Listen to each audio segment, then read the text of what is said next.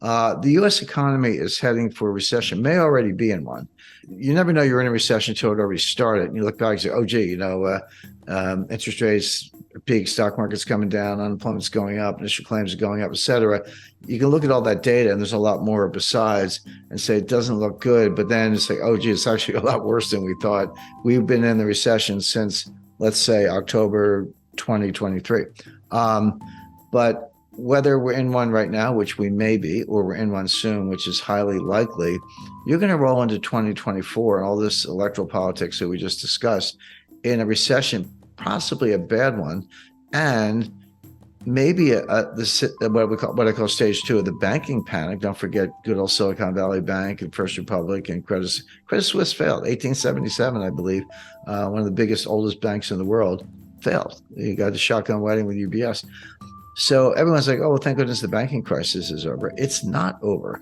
It's at halftime. Everyone's in the locker room, but they're going to come out and play a second half. There's going to be stage two of that banking crisis. A financial crisis is not the same as a recession. But what if we had both? Look at California. I mean, President Xi of China came to California for a summit. What did they do? They had to go out and physically remove all these homeless people and hobos and bums and drug addicts, clean up the needles, tear down the tents.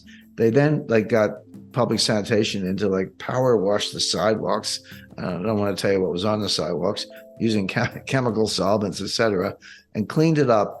Only a certain area, by the way, kind of around where the summit was. Then they put up a wall. All these people hate walls. Well, they put up a wall, a security perimeter around where the summit was, so these homeless people couldn't get in there.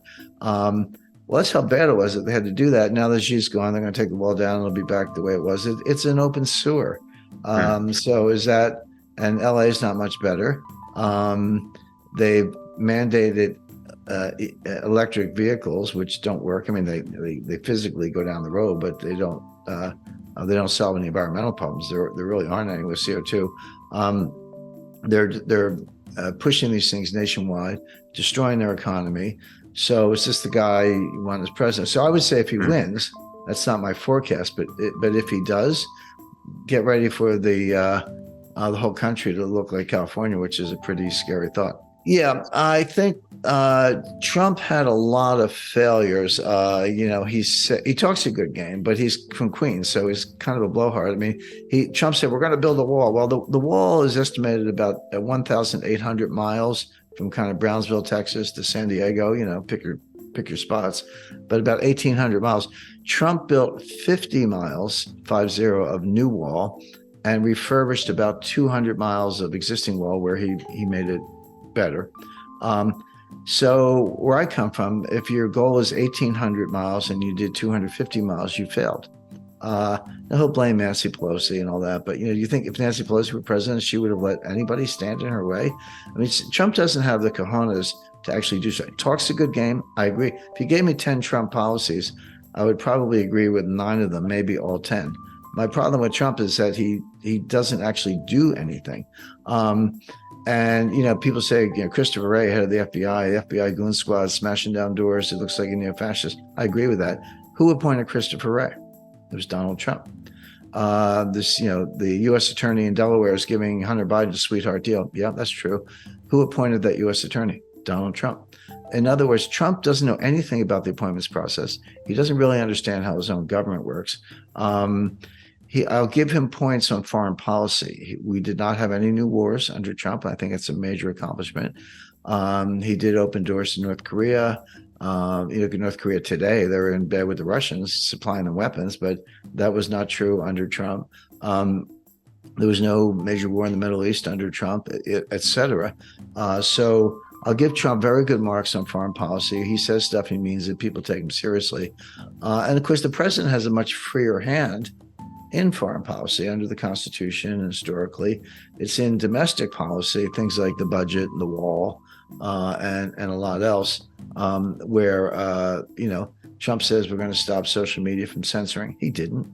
The censorship of social media right through the election, and certainly amplified in the Biden administration, is worse than ever. They've trashed the First Amendment. So the question is, has Trump learned anything?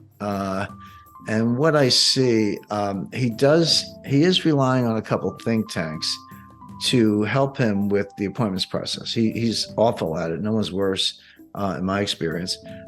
There's something called the Plum Book. You can buy it from the government printing office. I'm sure it's available online. The Plum Book is a list of, it's at least 3,000, but maybe much higher, maybe 5,000 or more government jobs, important government jobs, where the president can just pick anyone he wants. It's not the civil service. Basically, the president has appointment power.